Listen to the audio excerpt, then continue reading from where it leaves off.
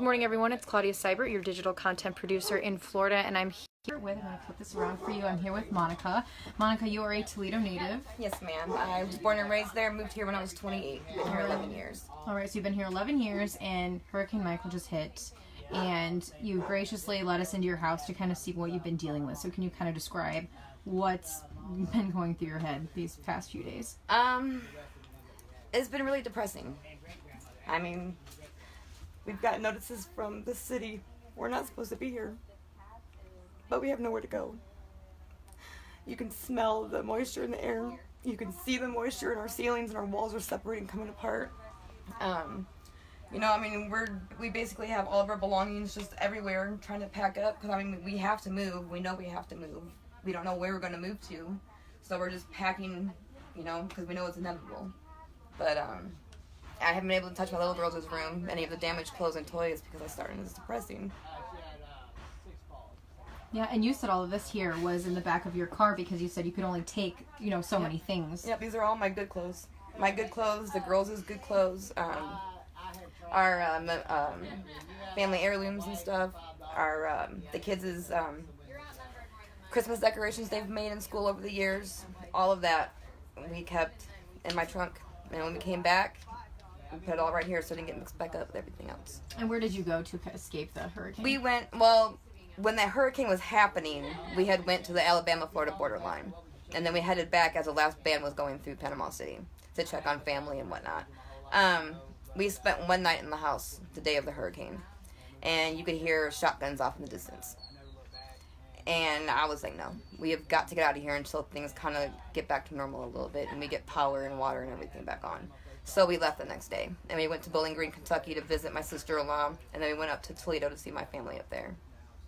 And now you're back down here, and I know you said, so this is kind of what your house is looking like now. You were talking about, like, the damage up here. Like that. That's water damage. And you said you're having mold issues as well. Yep. As we go further into the house and see, there's a hole right there. And you had said the city... Too, like that's separating. That's all. You can feel the moisture in the ceiling. There's nothing. We have a crawl space between our roof and our ceiling. And our access panels came off, and all that wind and rain made a tunnel through our house. And basically lifted our roof from our house. All of this, our entire ceiling from one end to the other is wet. Wow. Walls are wet. And you said the city basically said your house isn't safe to live in, but you have nowhere else to go. Exactly. We got a red notice. FEMA denied us. And after I showed them all the pictures, they took 5 pictures. Said they were allowed to take 5 pictures. The inspector did. 4 hours later, we were denied. 2 days later, we received a red notice on my door from the city stating that our house is unsafe to occupy due to structural damage. But and my husband called him, and he was like, we have nowhere to go. We can't leave. Take that up with FEMA. Mm-hmm. It takes money to move a family of 6, to relocate a family of 6, especially when you've got animals, because nobody wants to take in dogs. Right, and you said you have 3 dogs, right? Yep, we got 3 bulldogs. I got 1 pit bull and 2 bulldogs, and I've had my oldest one for 10 years. Right. They evacuated with us all the way up north. And that's our family. Yeah, exactly. I'm not going to get rid of them. Right. We've always lived in rental houses. They've never tore anything up. They don't attack people. They're friendly. I've got kids. And, it's just a few bad people, ruined it for everybody. So.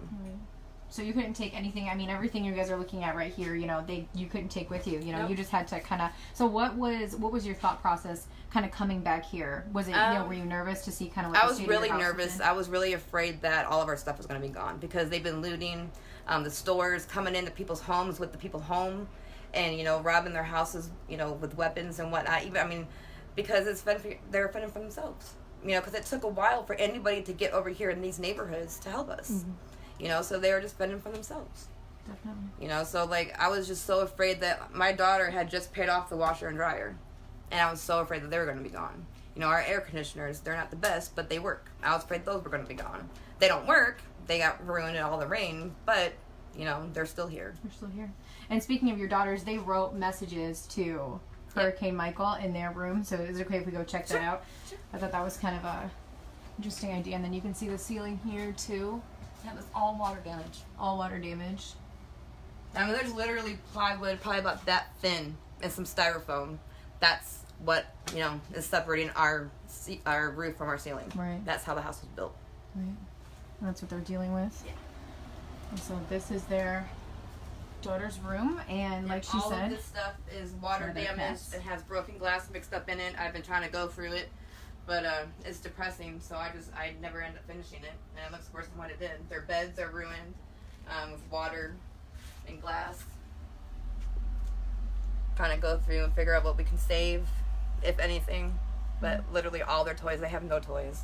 I mean, my 12-year-old's kind of outgrowing it, but my 9-year-old, I mean, she's still just a baby. Yeah. She's got no toys. No toys. And these are some of the notes that they wrote right here Yeah. to Hurricane Michael. And so water damage isn't your only issue, as you were saying. You know, you were having mold and asbestos issues as well. Right. When our siding blew off of our house, it exposed some asbestos tiling that we had no idea we even had, because the landlord didn't take care of it properly when she remodeled the house. So the whole side of our house is asbestos tiling. And then you can see here, that air conditioner was on the ground, and there was branches and leaves, dirt, water all over the floor right here. And that wall is just saturated and just coming apart more and more every day. This right here, that's our siding outside. That's our siding. If that wasn't there, you'd be able to see perfectly out the wall. And it's been getting kind of chilly here at night. We have a small little space heater, and we have to keep, try to put stuff in front of here so it stays kind of warm in here. Right. I mean, it sucks. We're lucky compared to a lot of other people who have no homes, no walls, no roof, no nothing, living in tents and cars. But it's not safe to be here either. And so you and your husband had a plan, kind of. Can you tell people what that was? We've got 2 months. If we don't find housing and get some help with housing in 2 months, we're not going to have a choice but to uproot our whole family and leave. And we're not going to be happy. I mean, we're used to being, warm. I've been here 11 years. The kids have never been anywhere else besides here. It's going to be a really big adjustment. And I don't know where we're going to go once we get up there, because we've got dogs, obviously, and there's a lot of us, so we'll figure it out, though. I just know we can't stay here more than 2 months. We're already risking our health being here now. All right, thank you so much.